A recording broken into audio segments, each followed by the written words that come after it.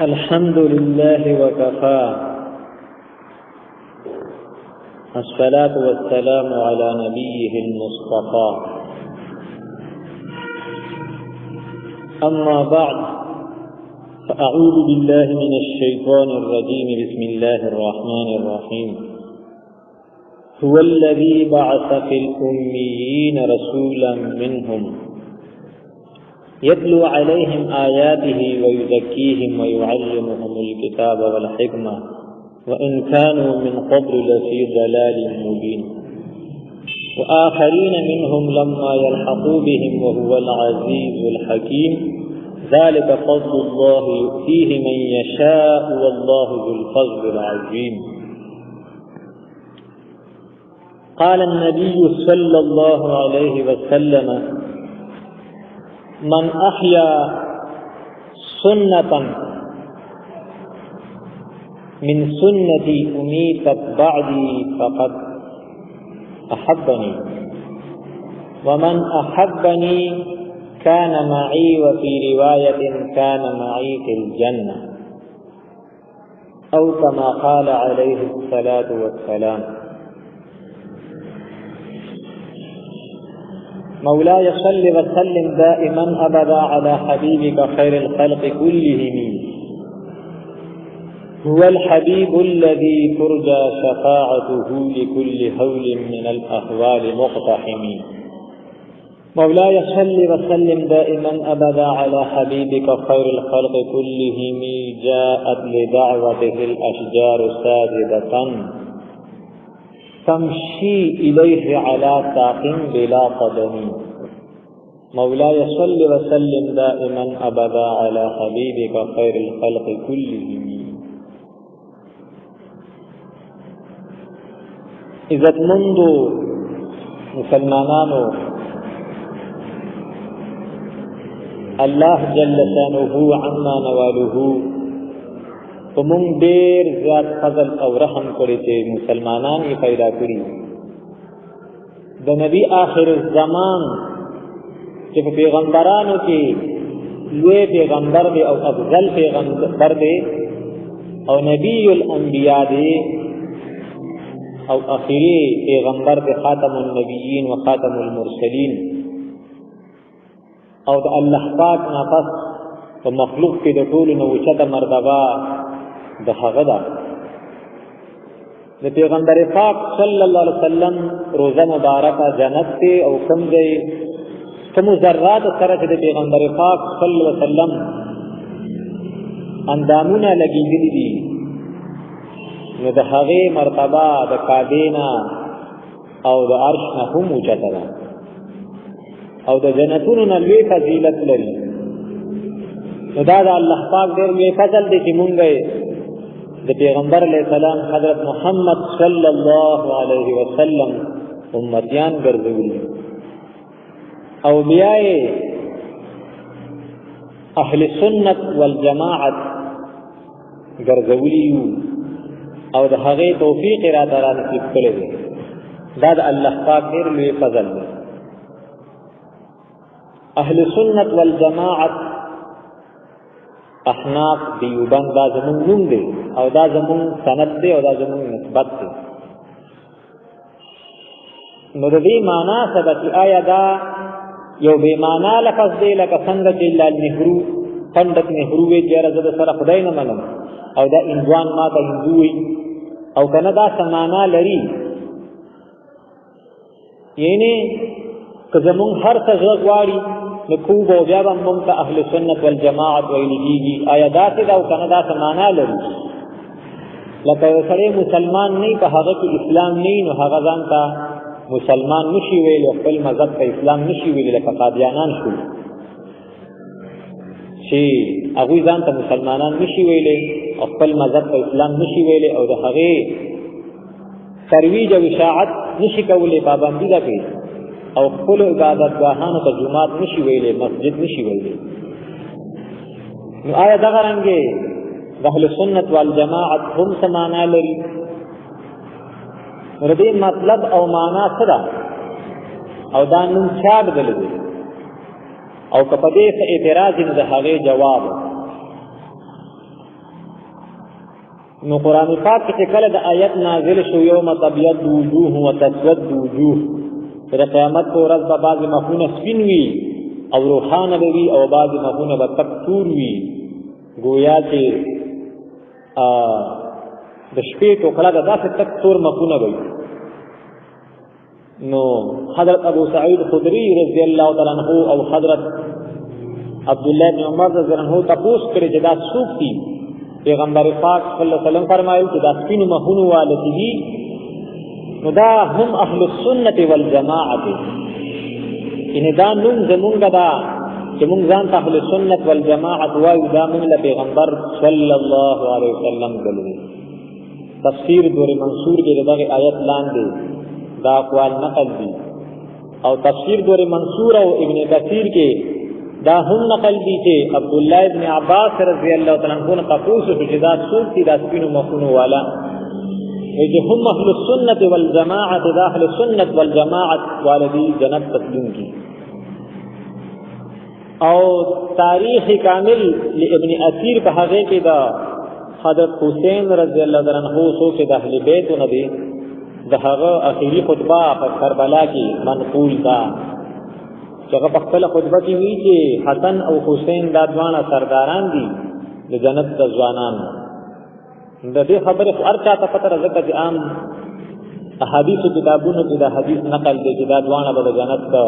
نوجوانانو سرداران دي. ورپسې خبره هغه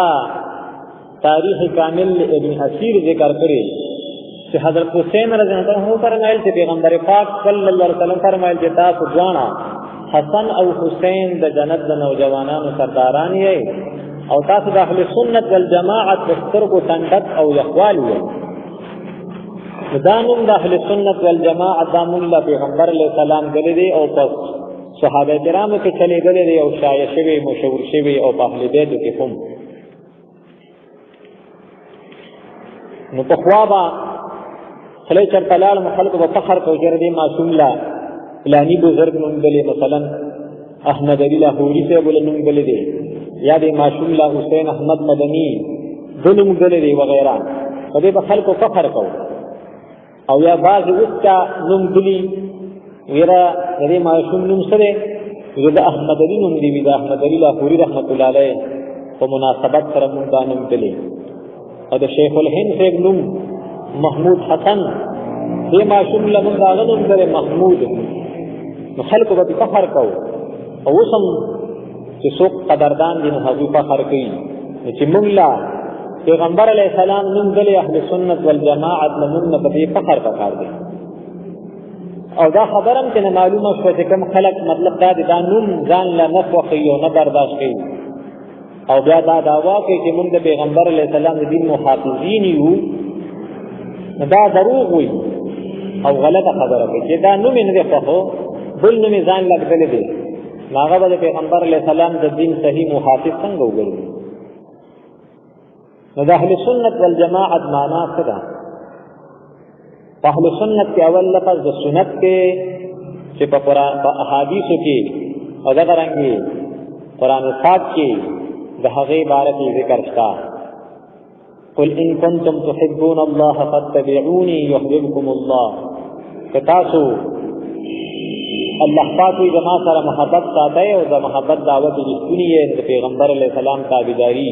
ان د هغه په سنت باندې عمل وکړي، الله پاک به تاسو سره محبت وکړي. او د پیغمبر علیہ السلام څنګه تابعداري په کار دغه شان هم نشو کولای، او معصوم دی. الله پاک مخکې وی کنه چې والله غفور رحیم. څومره چې تاسو نه کیږي دومره تابعداري هغه په تاسو لازمه ده چې څومره تاسو په واسطه ده.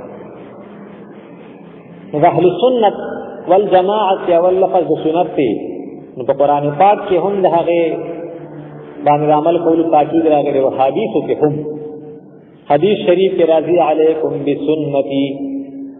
تاسو باندې زما د سنت لاندې زندگی تیرول لازم دي. 24 घंटे غم خادي ناستا پاستا تعلق معاشرت وغیرہ معاملات دا زما د سنت مطابق بازار وړي. او چې دا څه وخت راشي چې خلک غافل شي او داسې وخت کې یو سړی د سنتو د جمع کولو کوشش کوي نو فقط احبني من احیا سنتا من سنتي امیتت بعدي نو دې زما سره محبت کوي او ومن احبني كان معي وفي روایت كان معي في الجنه او څوک زما سره محبت ساتي دی به زما سره او یو روایت کې راځي چې زما سره به جنت او څوک چې زما د سنت نه روګردانی کوي نو فمن رغب عن سنتي فليس مني دا زما د امت نه نه دی نو اصل کې قران پاک کې دا قران پاک زموږ لپاره مکمل ځای دی دا حیات د ژوند د تیرولو طریقه ده او د دین اصل دی د دین علم او اسلام علم دی اوس په دې عمل څنګه کوو صحیح عمل به په دې څنګه کوو نو د عمل کولو نه مخکې د صحیح علم ضرورت دی او د صحیح نمونه نو پیغمبر علیه السلام باندې الله پاک دا قران پاک نازل کړی دی او ته ویلي دي چې د دې صحیح تفسیر او صحیح عمل او طریقه هغه امت ته وښیا نو اهل سنت کې دې خبرې هغه یاداشت چې علم د قران او طریقه د عمل هغه د پیغمبر علیه السلام د اهل سنت والجماعت دا عقیده ده چې قران پاک لفظي هغه کوم دینو کتاب دی او د الله پاک او دین او د اسلام علم دی او د پیغمبر علیه السلام زندگی مبارکه هغه عملی هغه علمی گویا چې دستور دی او دا عملی دستور دی د پیغمبر علیه السلام مونږ او جهاد او صلح او غم خادي او څومره د زندګۍ تیرولو طریقې دی د قران پاک تفسیر دی نو په قران پاک باندې عمل کول په خپل فهم سره نه بلکې په طریقې د پیغمبر علیه السلام سره اهل سنت معنا څه قرآن باندې عمل کوي او د خپل ځان نه کنه د پیغمبر علیه السلام چې موږ ته کوم تفسیر او معنا او طریقه راغول هغه طریقه باندې اهل سنت معنا دا ده چې په قرآن پاک عمل کول خو په طریقې د پیغمبر علیه السلام نو څه اعتراض راځي چې قرآن پاک کامل دی کنه دی کامل کتاب دی کنه او سنت مبارکه د پیغمبر علیه السلام دا هم کامل دي تاسو ځان ته بیا صرف اهل سنت ولې نه وایي دا والجماعت پکې د څه لپاره کوي وایي آیا ولې سنت مبارکه هغه کې کمال نشته هغه کامل ځای د حیات نه دی قرآن پاک کامل نه دی او د سنت کامل نه دی څو لکه څنګه چې نور خلق ځان ته خپل نوم دلې د اهل سنت والجماعت د نوم پیغمبر علیه السلام دلې مونږ ته د هغوی غنمونه د هغوی د دعوی مطابق دي لکه ځان ته څوک اهل حدیث وایي دا حدیث کامل دي نو موږ لهذا ځان ته اهل حدیث وایو او دا وجب مو خایو چې موږ ځان ته ولې اهل حدیث نه وایو یا اهل قرآن نه وایو اهل سنت ځان ته وایو او دا څنګه څوک وایي موږ اهل قرآن یو دا قرآن پاک کامل کتاب د لهذا وی زمونږ نوم اهل قرآن دي څوک هم ځان ته اهل قرآن والجماعت نه وایي او نه اهل حدیث والجماعت وایي ولې دا سنت مبارکه دا کامل نه دي چې والجماعت ورسره په تاسو سیوا کوي یو خو مطلب دا دی آسان جواب دی چیرې بس دا پیغمبر علیه السلام موږ لګانم کړی او د جماعت تاکید کړي چې علیکم بالجماعت فتاسو باندې جماعت لازم دی او ید الله علی الجماعت د خدای پاک د رحمت غلاس هغه په جماعت باندې دی او پیغمبر علیہ السلام مثال ورکړي چې یو ګډه کله په مطلب دا کنډک کی وی نستاسو په نگرانی کی وی او د کنډک نه وته نو واپس راتلل د هغه عادتان ممکن نه دي د زناور شرمخ وغیرہ دا به کم دین شکار کی نو څوک د جماعت نه ولي نو واپس راتلل بیا ګران دي په اخوا طرفي کوي څوک به قادیانی کیږي څوک به مرزایی کیږي څوک به اهل حدیث کیږي او څوک به شیعه کیږي لکه چې څنګه الطف درېول نه او د کنډک نه یو دي زوبا نو شرم خدای پاک پیدا کړی زناور د هغې د خوړلو لپاره د انسان د ګمراه کولو لپاره یو شیطان دشمن را پرې خوړل شوی دی نو چې تاسو جماعت سره لازم شئ جماعت مو پرې او تاکید پیغمبر علیه السلام کړی او دا الفاظ په کې هغه سیوا کوي خو بیا مې اعتراض په خپل ځای بحال دی چې سنت کامل دي نو بیا ولې تاسو ځان ته اهل سنت والجماعت وایي؟ مثل کې پیغمبر علیه السلام موږ ته یو خبره راښایي او هر سړی په دې پوهېږي چې معقول کې یو شی جوړ شي او هغه اصلي نه د هغې بیا بلا شي نقلونه راوځي. او که موږ ته یو سړي ووایي چې یاره دا انجکشن په 4 روپۍ کېږي خو د دې نقلونه راوځي، نو موږ کوشش کوو چې یاره زه 4 روپۍ کره ورکوم نو انجکشن کې ما ته ولې دیسې میلاوېږي او نقلي، نو کوشش کوو چې موږ مطلب دا دی ځان ته اصل پیدا کړو. نو دین اسلام چې دی نو دا خو په دې باندې 4 روپۍ لګول نه بلکې ټوله زندګي په دې باندې لګول.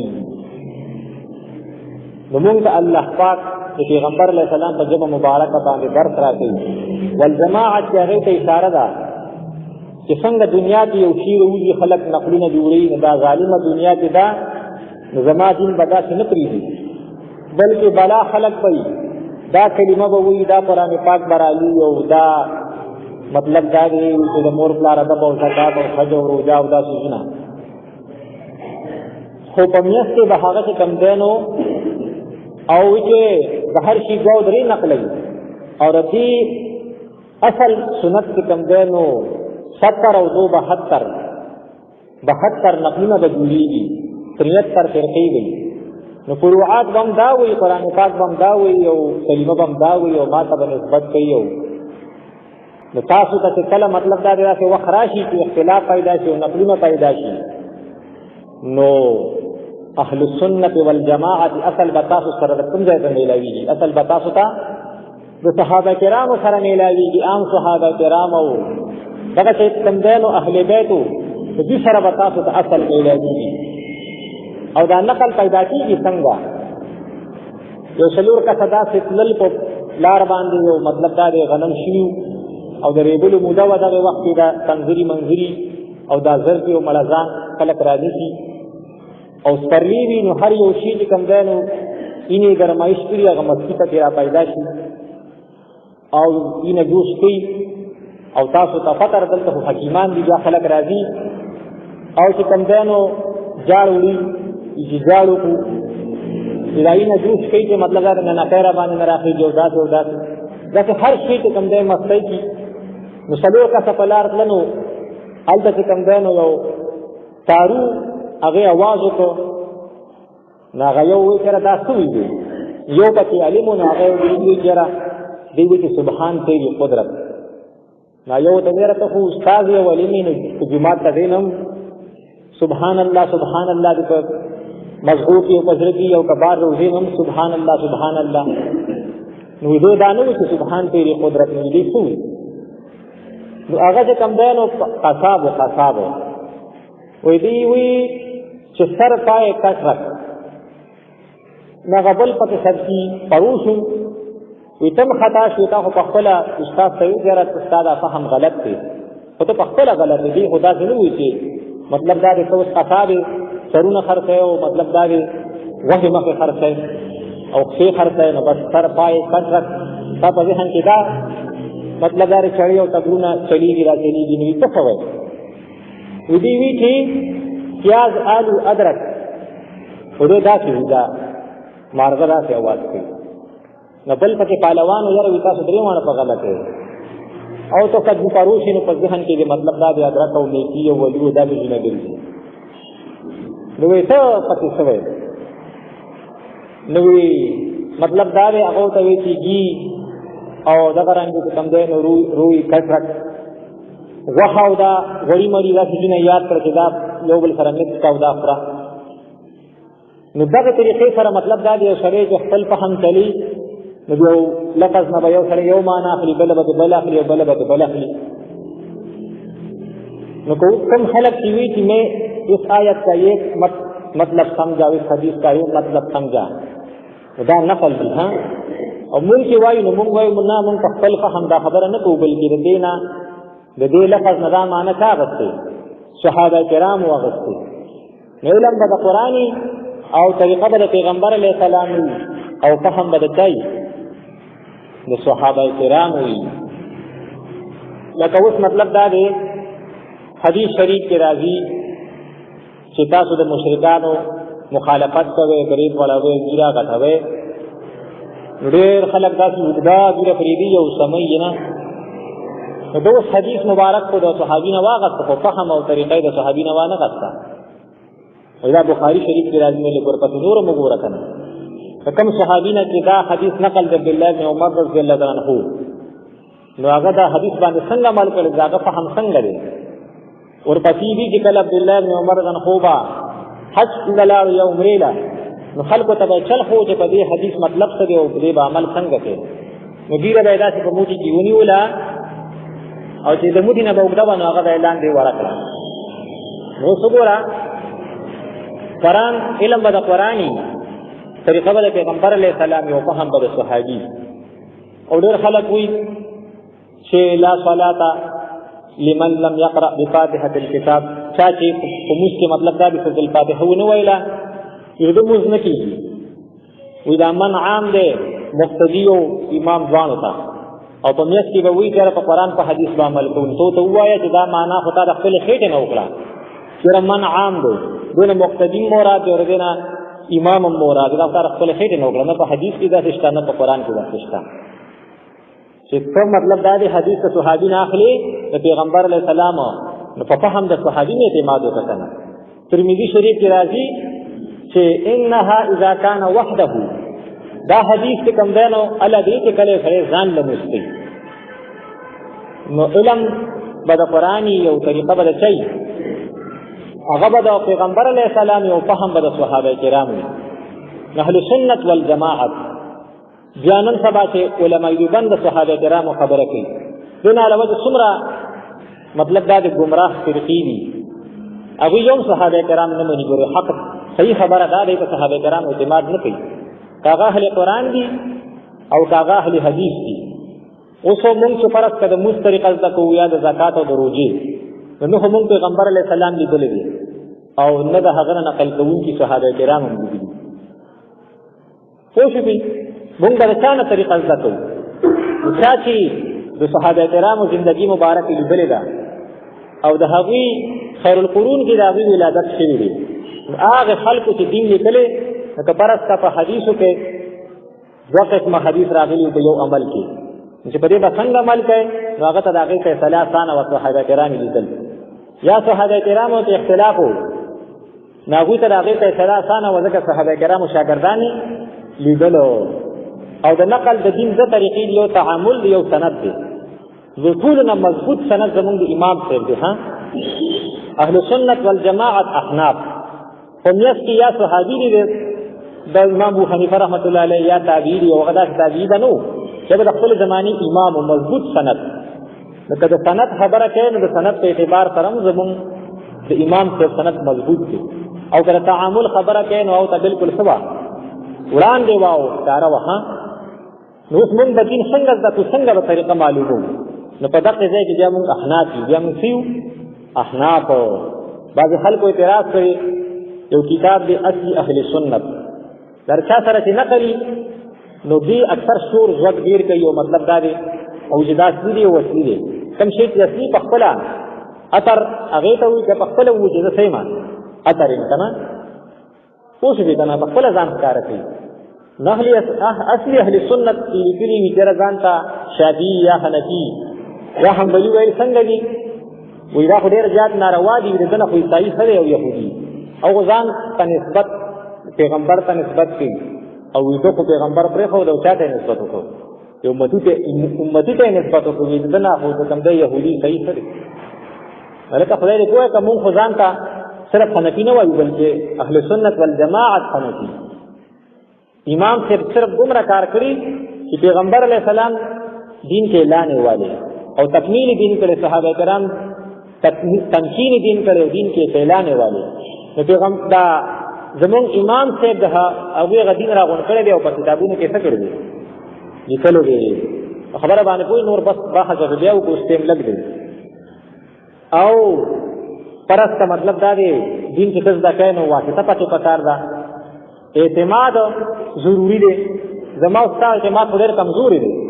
قرآن پاک کې سره وګوري، والسابقون الاولون من المهاجرین والانصار والذین اتبعوهم باحسان.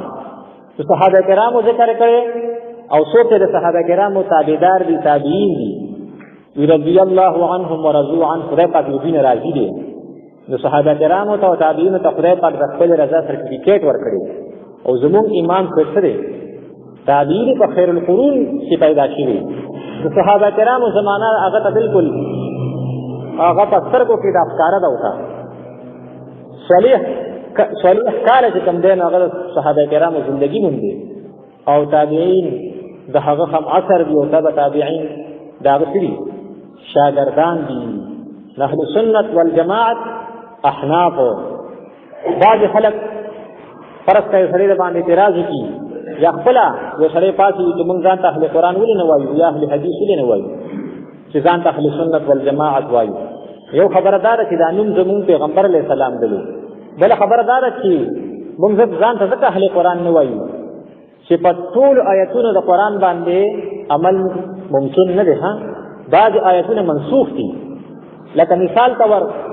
یو آیت کې راځي چې یو ښځه نه خاوند مړ شي نو دا به یو کال صبر کوي او بل آیت کې راځي چې نه څلور میاشتې او لس ورځې د عمل وخت په څلور میاشتې په لس ورځو دی پرې بل نشته او دغه رنګ موږ ځان ته ځکه اهل حدیث نه وایو چې په ټولو احادیثو عمل ممکن نه دی پیغمبر علیه السلام معراج شریف کړی څوک معراج کوي چې اسمانونو ته تللی شي او په حدیث شریف کې راځي چې مطلب دا دی چې 15 یا 16 میاشتې بیت المقدس ته موږ کړی او څوک موږ کوي شي نشي کولی د سنور نه هم بیانې وي چې پات کېدو یو لس نکونه دا روا دي په ټولو حدیثو باندې عمل نشي کېږي نو موږ ځان ته ځکه اهل سنت وایو چې په دنیا کې یو سنت داسې نشته چې هغه باندې عمل ممکن نه وي یا به عمل نشي کېږي دې وجه نه موږ ځان ته څه وایو اهل سنت والجماعت وایو چا ته اعتراض کړی یاره دا څلور امامانو دا دین وي ټوکرې ښه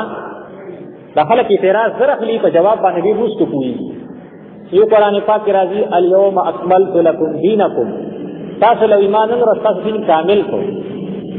او واتممت علیکم نعمتي او خپل نعمت مې په تاسو تام کو دا څلور امامان خو د اکمال دین نه وروسته جوړ شوي نو موږ ورته وایو یاره د اکمال دین نه مراد دا نه دی راته چې څه مغز دی الیوم اکملت لکم دینکم معنا دا ده چې څومره اصول پکار تاسو ته امې زله ټول درکړو وی لاندې چې تر قیامته پورې څومره مسایل پراته دي امې زله ټول درکړو او هغه مسایل راوستونکي مجتهدین امې زله ټول درکړو دي دا وی تاسو په تعویل کو تعویل څه پر دی موږ ورته وایو چې څو لګ وسینشا چې ته الیوم اکملت لکم دینکم پاپا الیوم اکملت لکم اکمال کې تعویل کو نو الیوم دا آیت نازل شوه نه پس نور آیتونه نازل شوي نو بیا هغه په دین باندې زیاتې شو چې دین کامل شنه ته زیاتې نشو او د دین پس پیغمبر علیه السلام 80 84 ورځې ژوندې او نو هغه نه پس کوم حدیث ویلي نو هغه په دین زیاتې نشو دی وی نه کنه الیوم نه مراد دا نه چې خاص نه مراد دی الیوم نه مراد ټول مدد پیغمبر علیه السلام د جن مراد ده ولکه تاسو الیوم کې تعویل کو نو ته کافر نشوي او چې کله ما په اکملتو کې تعویل کو نو زه کافر شوم ته خبره هوېږي کنه او اخوا پس راځي اتممت علیکم فتاسو می دین تام کو فتاسو می دین سکو اکمال څه وي یو شی ان تر رسول اخر تر رسول حکمیت کې انقطاع راغلی یو پیغمبر راغلی بیا په ډېر مودر راغلی دی نه پس بل پیغمبر او دی نه پس بیا بل او بیا بل د پیغمبر علیه السلام پورې زمانه د نبوت پوره شوه دې ته اکمال وي الیوم اکملت لکم دینکم اتمام څه ته وي یو شی انت اختتام تر رسول خو چې هغه دای کې تسلسل حکمیت کې ته انقطاع نه لکه قرآن پاک کې راځي دلیل ذکر اتم الصيام الى الليل تاسو چې روزونی سره د سحرینا نو اتمام او کای تر شپې پورې یعنی په میاشت کې برته انقطاع نه او قرآن پاک کې راځي اتم الحج حج پوره کې یعنی چې راتې یا شپږ ورځې حج کوم ورځې دي نو په دې کې به کوم دین انقطاع نه دا تر اخره نو اتممت علیکم تاسو باندې خپل دین تام کو یعنی وخت دا دین پوره شو دا تر قیامت پوری پرې کې باسه نه انقطاع پکې نه د دې خبره اشاره ده چې بل پیغمبر په دنیا ته نه راځي او نه بل کتاب راځي نه بل امت راځي او نه با څه کم دین او د صحابه کرامو نه پس نور څوک داسې راځي چې هغه د دې خبره داوا وکړي چې موږ تیو صحابه کرام خبره باندې کویږي د اهل سنت والجماعت احناف معنا من ذکر کړه. د سنتو تاکید چې په قرآن کې راغلي په عمل کولو او دغه رنګي په احادیثو کې راغلي او دغه رنګي د جماعت معنا او مطلب او دغه رنګي چې کوم دی د احناف یاره موږ ځان ته ولې حنفي وایو د هغې مطلب آیا اهل سنت دا نوم کامل نه دی سنت او قرآن پاک کامل نه دی چې تاسو سره والجماعت لفظ دی د دغه اعتراض جواب وشو او تاسو ځان ته ولې اهل قرآن نه وایو اهل حدیث نه وایو او ځان ته اهل سنت والجماعت وایي ردیم شو جواب وشو او چیرې دا امامان خو په دین کې زیادت کوي او تاسو دین ټوکړې ټوکړې کو او دلیل کې آیت پیش کو دا غیم شو جواب وشو او دا نور اعتراضات دي او مطلب دا د اهل سنت کې نسبت مون قرآن پیغمبر علیه السلام تکو د هغه متعلق خبرې دي او والجماعت کې صحابه کرام تکو دا غیر متعلق خبرې دي او مونږ ځان ته احناف وایو نو دا مطلب نه دی چې مونږ د پیغمبر نه خپل نسبت مات کړو یا د صحابه کرامو نه خپل نسبت سره ځینې مات کړی دی. دا مطلب نه دی دا چې کوم اعتراض مونږ وکړو دا غي جواب وکړو نن په دغه طریقه باندې او بیا ور تروستو به دیوبند لفظ چې دا سره ولي مونږ سیوا کوو د هغې هم چې کوم دی څه فواید او حدیثو کې اشاره د هغې شته. قرآن پاک کې د پیغمبر علیه السلام ذکر هم دی د صحابه کرامو ذکر هم دی او زمونږ د امام صاحب د خوشخبری او د هغه د راتلو تایید او ذکر هم دی او دغه رنګ د پیغمبر د زمونږ د امام صاحب د وفات سره پیغمبر امام ابو حنیفه رحمۃ اللہ علیہ په فلانی کال کې پاتېږي په حدیث مبارکو کې د هغې اشاره هم ده. نو ان شاء الله دغه رنګ د لویلو علماء کرامو د خپل زمانې د مجتهدینو امامانو د پیغمبر امام ابو حنیفه رحمۃ اللہ علیہ مبارک تاییدات نو هغه بیا آینده جمعه کې ذکر کوو. او بل خبره دا ده چې زمونږ امام صاحب دا دین ولیکو مرتب کو چې داسې به موږ کوي داسې به روزه نیسي داسې به حج کوي داسې به زکات مسایل ته موږ فقه وایو. څه ته وایو؟ فقه. هغه حدیث ذکر کو چې کوم ځای کې د هغې ثبوت دی خو په هغې کې یو خبره دا ده حاصل دا دی پیغمبر علیه السلام صحابي لیږي وایي ته وایي ته به تانه خو تپوس وکړي نو ته به څه چل کوې وایي چې قرآن کې به مسله ګورې وایي که په هغې کې دې ونه مونده نو په سنتو مبارکو کې به یې ګورم وایي که په هغې کې دې ونه مونده نو اجتهد برأیي یعنې د فقې نه به بیا مسله ښیم نن وخت کې چې موږ څنګه طریقه اختیارو نو چې کله فقه ذکر کړه اجتهاد ذکر کړه نو پیغمبر علیه السلام ته دا نه دي ویلي که په فقه او په اجتهاد کې دا مسله ونه مونده دا کېږي چې یو مسله مطلب دا د قرآن پاک کې ظاهر کې نه وي تا ته میلو نشي مجتهد ته میلو نشي او مطلب دا د سنت مبارکو کې میلو نشي خو دا نشي کېدی چې یو مسله وي په فقه کې نه وي تا هر حل کې حل کېږي نه کوم ځای نه به حل کېږي د فقه نه چې په هغې کې د قرآن مسایل هم دي د حدیثو مسایل هم دي اجماعي مسایل هم دي اجتهادي مسایل هم دي. څوک چې د قرآن پاک دعوت کوي چې صرف قرآن پاک اخلم ما ته سنت مبارکو مطلب دا ضرورت نشته نو داسې مسلې شته د حدیث نه معلومیږي چې په هغې کې به نه ته یې نشي پیدا کولی او څوک چې وایي چې ما ته د حدیثو کافي دي د فقې ضرورت نشته نو داسې مسایل شته اوس به ما مثال کې ذکر کړو خو وخت نشته چې هغه بیا په حدیثو کې نشته ته یې نشي پیدا کولی لہذا خامخا ضرورت فقې طبقات دی د حدیث شریف نه معلومیږي چې دا کېدی شي چې یو مسله تا ته په قرآن کې معلومه نشي په حدیثو کې معلومه نشي خو چې کله د فقه ذکر راغی نو پیغمبر علیه السلام ته دا نه دي ویلي چې ته دا مسله چې ته په فقه کې پیدا نه کړې بیا به څه کوې داسې مسله نشته چې د هغې حل په څه کې نه په فقه کې نه الله پاک د عمل کولو توفیق راکړي. عقاید ضروري دي ګورې نن سبا فتنې او مصیبت دا دی چې یو سړی راشي अब زمونږ کتابونه پړاوي زمونږ فقه به پړاوي پای کې به د حج مسلې تاسو ته ښیي د زکات به راته ښیي د روژې به راته ښیي د مونځ به راته ښیي خو هغه عقاید نه ښکاره کوي چې تاسو ته پته ولګي چې دا د کومې عقیدې کس دی او کوم دغه والا دی ولې مخکې مونږ حدیث ذکر کړو چې یاره او